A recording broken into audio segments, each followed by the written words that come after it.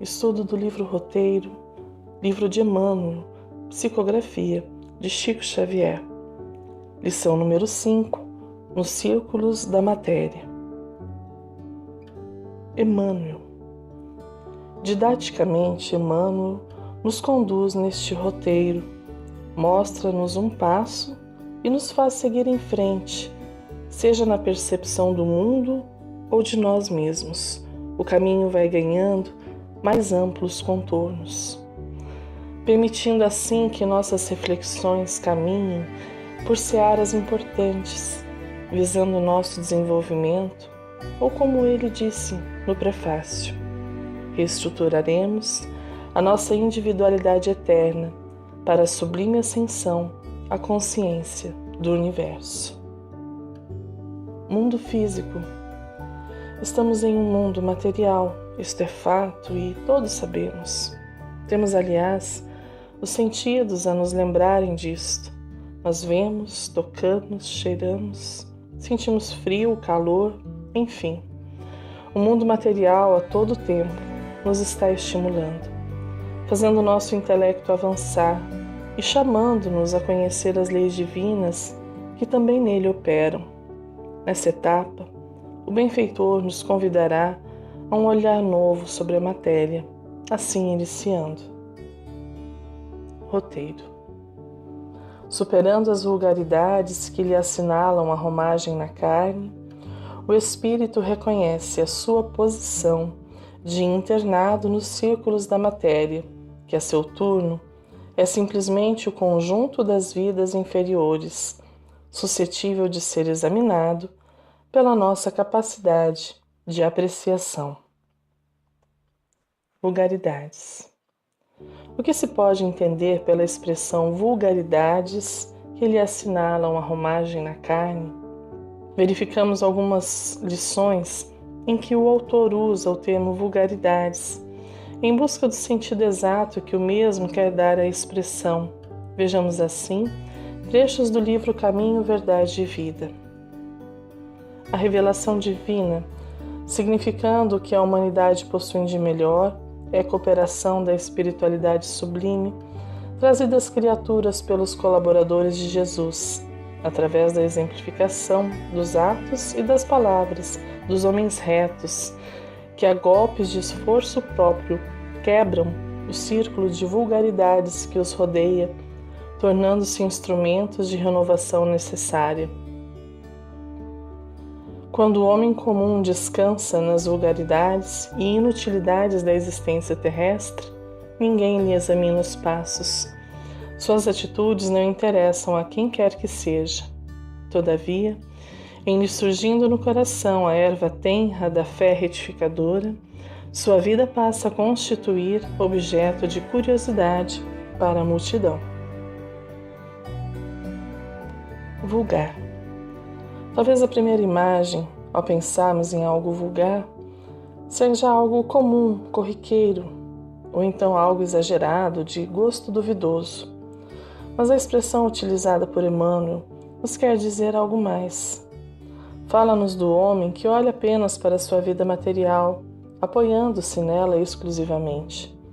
Sua felicidade reside em ter, e de engano em engano, aprende que os sentidos não nos ofertam algo para o qual eles não foram criados.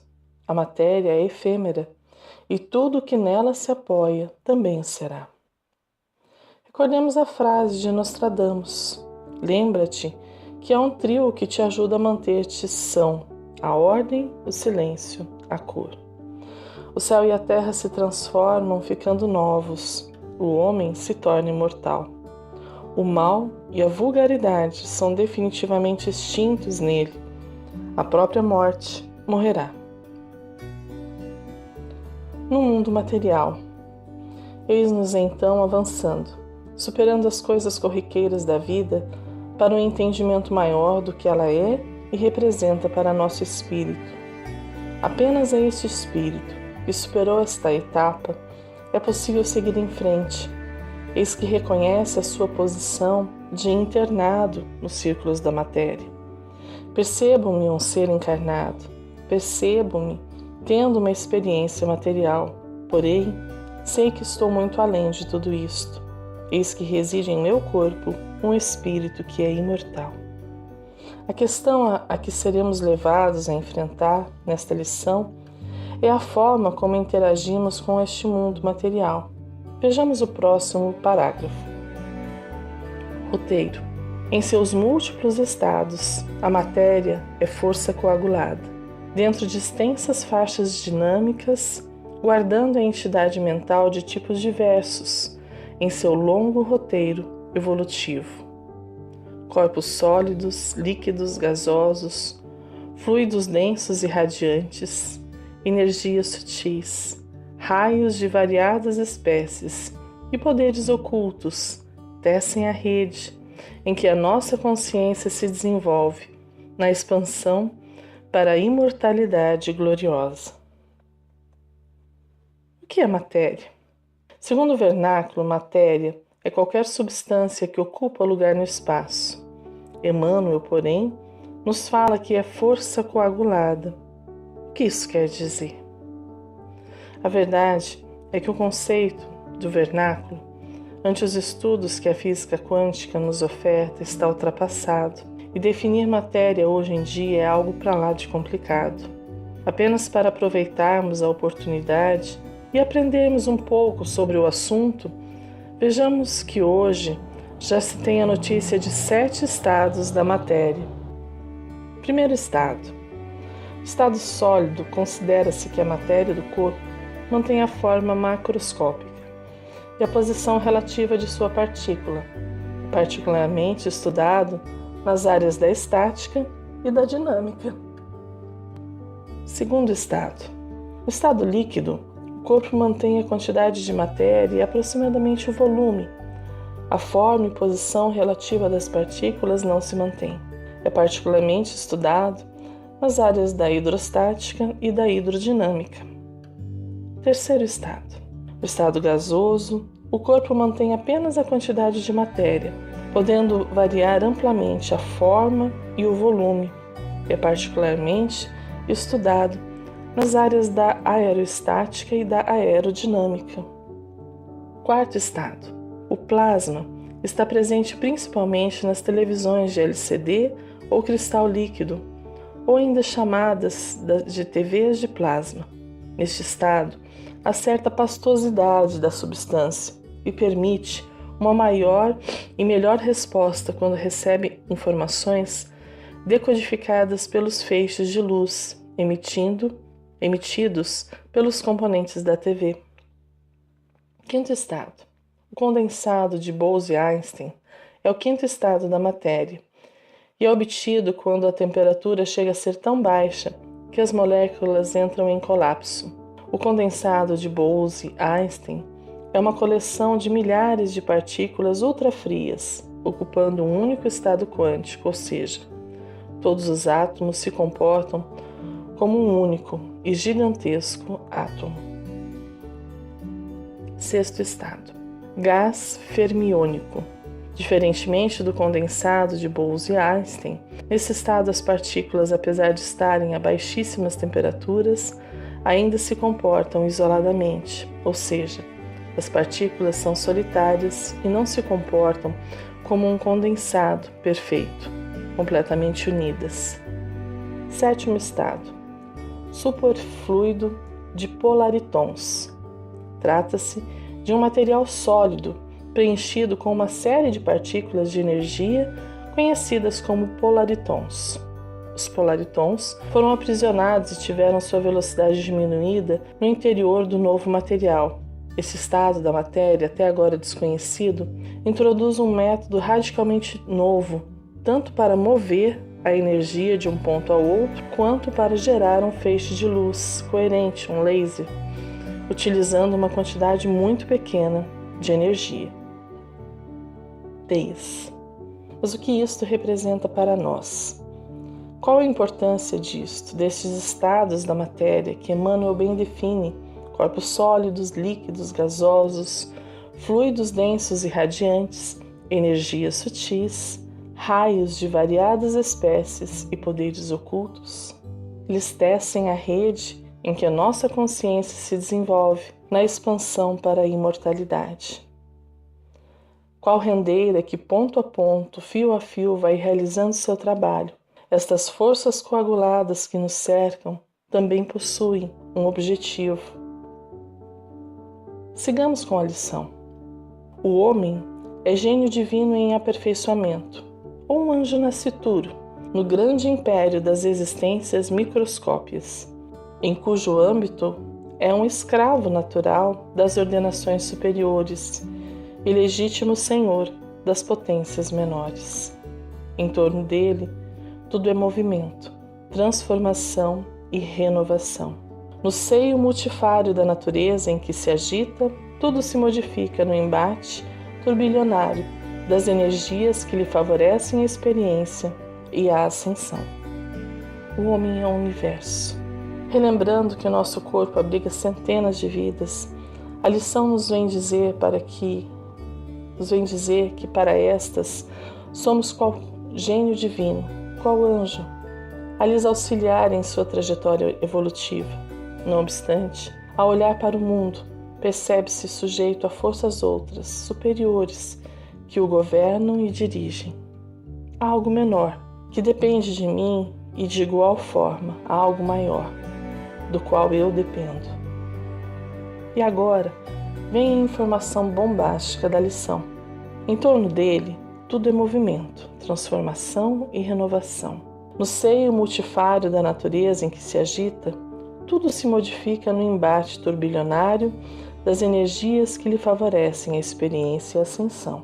Embora a ordem dominante, os elementos infinitesimais, tudo aí se desfaz e se refaz incessantemente, oferecendo ao espírito fases importantes de materialização e desmaterialização, dentro de leis sistemáticas que funcionam em igualdade de condições para todos. Mas além dos elementos químicos analisados, entre o hidrogênio e o urânio, que se agrupam no planeta através de infinitas combinações, jazem as linhas de força do mundo subatômico, gerada pelos potenciais elétricos e magnéticos que presidem a todos os fenômenos da vida. E por trás dessas linhas positivas, neutras ou negativas, que constituem a matéria, verdadeira aglomeração de sistemas solares microscópicos e de nebulosas infinitesimais, permanece o pensamento que tudo cria, renova e destrói para refazer. Eis o poder oculto, que cria, renova e destrói para refazer. Do dizer de Emmanuel, os pensamentos assemelham-se a tintas multicoloridas. A ação é o pincel que formará os quadros em que passarás a viver. Da obra A Semente de Mostarda. Antes de prosseguir, precisamos compreender que o que Emmanuel está afirmando nesta lição em relação ao pensamento é algo muito mais amplo do que o senso comum considera hoje. Pensar. Em geral, o pensamento é tido como mera atividade intelectual que surge mediante atividades racionais ou abstrações da imaginação. Através dele, realizamos operações racionais como a análise, a síntese, a comparação, a generalização e a abstração. Tudo isso está correto. Porém, não é apenas isto. Kardec, comentando a questão 662 do Livro dos Espíritos, afirma que o pensamento e a vontade representam em nós um poder de ação que alcança muito além dos limites da nossa esfera corporal. O livro A Gênese também nos traz algumas informações relevantes. O item 15 do capítulo 24. Sendo os fluidos o veículo do pensamento, este atua sobre os fluidos como o som sobre o ar. Eles nos trazem o pensamento, como o ar nos traz o som. Pode-se, pois, dizer, sem receio de errar, que há nesses fluidos ondas e raios de pensamentos que se cruzam, sem se confundirem, como há no ar ondas e raios sonoros. Há mais. Criando imagens fluídicas, o pensamento se reflete no envoltório perispirítico, como num espelho, toma nele corpo e aí, de certo modo, se fotografa. Desse modo é que os mais secretos movimentos da alma repercutem no envoltório fluídico, que uma alma pode ler noutra alma, como num livro, e ver o que não é perceptível aos olhos do corpo. Vemos também no item 23 do capítulo 2. As propriedades do fluido perispirítico dão-nos disso uma ideia. Ele não é de si mesmo inteligente, pois que é matéria, mas serve de veículo ao pensamento, às sensações e percepções do espírito. Esse fluido não é o pensamento do espírito, é, porém, o agente e o intermediário desse pensamento, sendo quem o transmite fica, de certo modo, impregnado do pensamento transmitido, na impossibilidade em que nos achamos de o isolar. A nós nos parece que ele, o pensamento, faz o corpo com o fluido, que com este se confunde, como sucede com o som e o ar, de maneira que podemos, a bem dizer, materializá-lo. Pensamento e matéria. Ora, de tudo isso se conclui que o pensamento não está separado da matéria como um observador distante, mas nela atua a todo tempo, e saber isto e usar esta informação em nossa vida cotidiana pode mudar nossas vidas. Quantas doenças seriam curadas se as pessoas cuidassem dos seus pensamentos, buscando boas vibrações? Outras tantas dores seriam evitadas se fôssemos mais diligentes com o alimento do nosso pensar. Bons livros, boa música, conversas instrutivas. Quão raro quem vive assim. Emmanuel nos alerta quanto à questão do pensamento.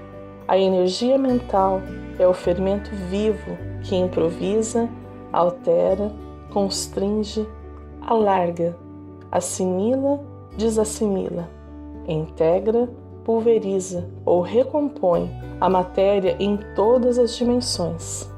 Por isso mesmo, somos o que decidimos, possuímos o que desejamos, estamos onde preferimos e encontramos a vitória, a derrota ou a estagnação conforme imaginamos. Pensamento divino. Avancemos um pouco mais para então refletir sobre o pensamento divino. Prossegue a lição. A história da criação no livro de Moisés, idealizando o Senhor diante do abismo, simboliza a força da mente e perante o cosmo. Faça-se a luz. Determinou a divina vontade e a luz se fez sobre as trevas. André Luiz nos auxilia a compreendermos o pensamento do Criador.